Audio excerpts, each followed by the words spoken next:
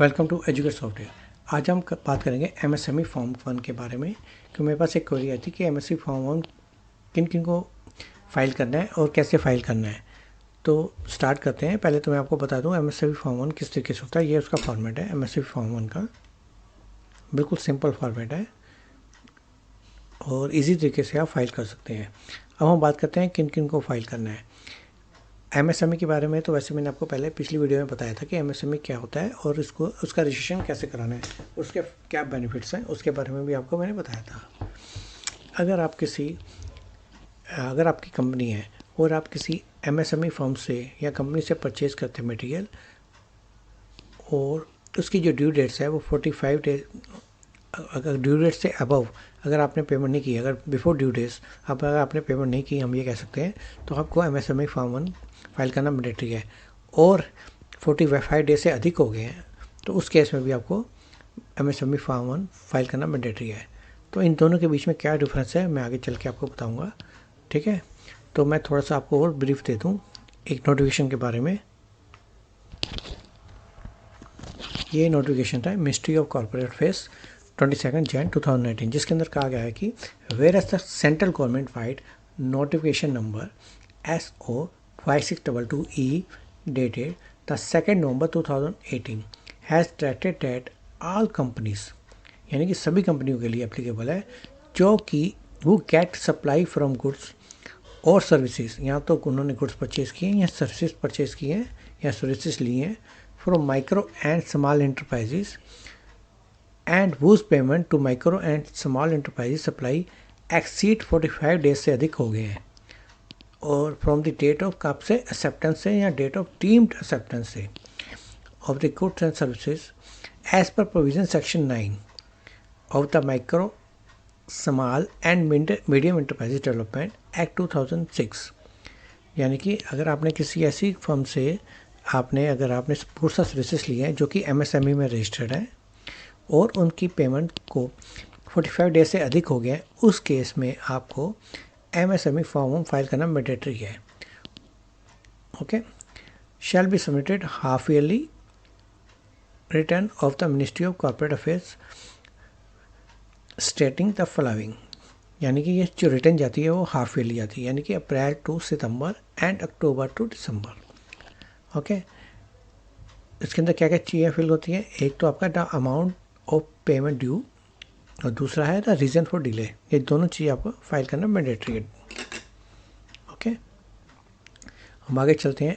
And whereas in exercise of power under section 405 of companies act 2013 18 of 2013, the central government consider it necessary to require specific companies to furnish above information under that section of the act। अब specific company क्या होती है मैं उसके बारे में आपको बता देता हूँ कि स्पेसिफिक कंपनी होती क्या है, ठीक है। उससे पहले मैं आपको ये कंप्लीट कर देता हूँ कि आगे फर्दर क्या क्या कह रहे हैं वो। एवरी स्पेसिफिक कंपनी, ये अगेन बता रहे हैं, every specific company shall be return filed A return as per MSME Form 1 annexed to the order by 31st October for the period अप्रैल से सितंबर, यानी कि अप्रैल से सितंबर के लिए जो लास्ट डेट है वो 31 अक्टूबर है और 30 अप्रैल जो लास्ट डेट है वो है अक्टूबर टू मार्च के लिए, ठीक है। ये आपका उन्होंने साथ में फॉर्मेट भी दिया है एमएसएमई का कि किस तरीके से फॉर्मेट है जो आपने फाइल करना है। ओके, अब हम बात करते हैं स्पेसिफाइड कंपनी। जो हम बात कर रहे थे वो क्या होती है। Specific company as per the provision of section 9 of the MSME development act 2006 are those company, वो कंपनी होती है वो रिसीव्ड सप्लाई ऑफ गुड्स और services from MSME and the payment against the supplies to the supplier of this MSME exceed 45 days from the date of acceptance और deemed acceptance of goods and services. यदि आपने किसी MSME firms या company से आपने कोई goods या services by की हैं तो और उसको 45 डेज से अधिक हो गया है उसकी पेमेंट को, तो उस केस में आपको एमएसएमई फॉर्म 1 फाइल करना मैंडेटरी है। ओके,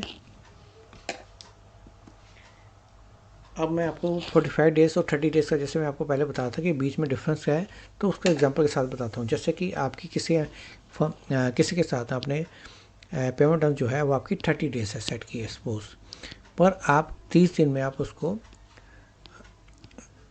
पेमेंट नहीं करते हैं, तो उस केस में भी आपको एमएसएमई फॉर्म 1 फाइल करना मैंडेटरी होगा। इसके लिए ये नहीं कि आपको 45 डेज़ की उन्होंने कंडीशन लिखी है तो 45 डेज़ नहीं हुए इसका मतलब आपको एमएसएमई में नहीं आएंगे, तो उस केस में भी आपको एमएसएमई फॉर्म फाइल करना मैंडेटरी है। और दूसरा एग्जांपल लेते हैं, यदि आपकी पेमेंट टर्म्स एक्सीड है, यानी कि 45 डेज से अधिक, यानी कि एग्जांपल ले लेते हैं 50 डेज़ है, तो दैन उस केस के अंदर भी आपको एमएसएमई फॉर्म 1 फाइल करना मैंडेटरी, जिसके अंदर आप रीज़न दे सकते हैं कि हमारी पेमेंट टर्म 50 डेज़ है, ठीक है। जिसके तो अब हम चलते हैं फॉर्म की तरफ। उससे पहले मैं आपको एक और चीज़ साथ में बताया था कि ड्यू डेट, जो कि मैंने आपको पहले ही बताई थी कि फाइलिंग पीरियड जो है आपके अप्रैल टू सितंबर की जो ड्यू डेट है 31 अक्टूबर, और अक्टूबर टू मार्च की ड्यू डेट है 30 अप्रैल। और इसकी जो फीस है, कोई एडिशनल फीस नहीं लगती फॉर्म फाइल करते समय। ओके, अब हम फॉर्म चलते हैं अब अपना फॉर्म की तरफ। ये आपका एमएसएमई फॉर्म 1 है। इसके अंदर आपको लैंग्वेज आप चेंज करना चाहे लैंग्वेज चेंज कर सकते हैं। 2 टाइप्स की हैं आपकी, इनिशियल रिटर्न और रेगुलर रिटर्न। यहाँ पे आप पीरियड डाल देंगे अक्टूबर से दिसंबर या मार्च से, जो भी आपका पीरियड है वो आप फिल करेंगे आप इसके अंदर, ठीक है। यहाँ पे आप कॉर्पोरेट आइडेंटिफिकेशन नंबर यानी कि सिन नंबर आप फिल करेंगे और प्री फिल में क्लिक करेंगे। क्लिक करते ही आपका ये जो सेकंड नंबर पॉइंट है आपका name of the company and address of registered address of the company, ये दोनों ऑटोमेटिक फिल होके आ जाएंगे। यहाँ पे आप पैन नंबर फिल करेंगे और ईमेल आईडी यहाँ पे मैंडेटरी है। अगर आपका ऑटोमेटिक शो हो रहा है तो फिल तो ठीक है, नहीं तो आपको मैनुअली आप फिल कर सकते हैं, ठीक है, एडिट कर सकते हैं। उसके बाद यहाँ पे आप फोर्थ में जाएंगे और यहाँ टोटल आउटस्टैंडिंग बाद में भरेंगे, पहले आपको इसका ब्रेकअप फिल करेंगे। यहाँ पे आप पीरियड फिल करेंगे, फ्रॉम पीरियड कौन से फाइनेंशियल ईयर से कौन से फाइनेंशियल ईयर तक है, name of supply, PAN of supply, amount कितना ड्यू है, और specify the date from which amount due, date यहाँ पे डालेंगे जिस अमाउंट से डेट से ड्यू है। ये आपको बिल वाइज आपको सप्लाई वाइज बिल वाइज आपको फिल करना है। टोटल आप 99 फिल कर सकते हैं, उससे अधिक है तो आप फिर दूसरा फॉर्म फिल करेंगे और इसका टोटल आपको जो भी टोटल आया आप यहाँ पे फिल करेंगे, ठीक है। बिल्कुल सिंपल फॉर्मेट है आपका। और यहाँ पे आपको रीज़न फॉर डिले देना होगा कि आपकी डेज एक्सीड थे, कि 50 डेज़ का आपका राइट पीरियड है, या फिर कुछ और जो भी आपका रीज़न्स है वो आप यहाँ पे वेंडर वाइज, बिल वाइज, या फिर आप अगर सेम रीज़न है तो आप सेम रीज़न भी यहाँ पे लिख सकते हैं सबके लिए, ओके। और कोई आपने को लिस्ट अटैच करनी है तो आप वो भी लिस्ट अटैच कर सकते हैं, ये ऑप्शनल है। यहाँ पे आप जिनके भी आप डीएससी अटैच कर रहे हैं डायरेक्टर्स के, यहाँ पे चूज़ करेंगे और उनके डीएससी अटैच करेंगे। आप यहाँ पर उनका डेट नंबर डालेंगे यहाँ पर, ओके। और यहाँ पे सबसे पहले आप चेक फॉर्म में क्लिक करेंगे। चेक फॉर्म में क्लिक करने के बाद अगर कोई एरर नहीं होगी तो ऑटोमेटिक आपका प्री स्क्रूटनी बटन इनेबल हो जाएगा। जैसे आपका प्री स्क्रूटनी बटन इनेबल होगा तो यहाँ पे आप डीएससी अटैच करेंगे और प्री स्क्रूटनी में क्लिक करेंगे। प्री स्क्रूटनी में क्लिक करने के बाद जैसे ही आप इस पर क्लिक करेंगे तो आपका सबमिट बटन इनेबल हो जाएगा। जैसे सक्सेसफुली आपका जनरेट हो जाएगा फॉर्म, तो उस फॉर्म को आप सेव करके आप आर की साइड में जाके आप अपलोड कर सकते हैं, जैसे कि मैंने आपको पिछली वीडियो में बताया हुआ है कि फॉर्म कैसे अपलोड करना है। तो ये बिल्कुल सिंपल फॉर्म है, इसके अंदर कुछ भी नहीं फिल करना है। Period, TIN number, address automatic fill होके आएगा, ईमेल आईडी, और यहाँ पे सिर्फ यही आपका डाटा ये फिल करना है आपने।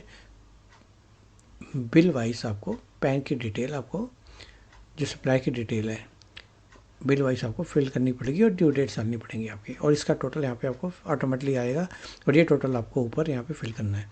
नंबर ऑफ़ एंट्रीज आपकी 99, 50 अप टू 99 तक आती है, और यहाँ पे आपको रीजन्स आपने फिल करना है, ठीक है, बिल्कुल सिंपल तरीका है। फिर भी अगर आपको कहीं एरर आ रही है, शो हो रही है, तो आप मुझे मेरे साथ शेयर करिए, मैं उसको सॉल्व करने की कोशिश करूँगा। और मेरे चैनल को लाइक और सब्सक्राइब जरूर कीजिए ताकि मैं आपके लिए ऐसी वीडियो और भी ला सकूँ और आपके साथ शेयर कर सकूँ। Thank you.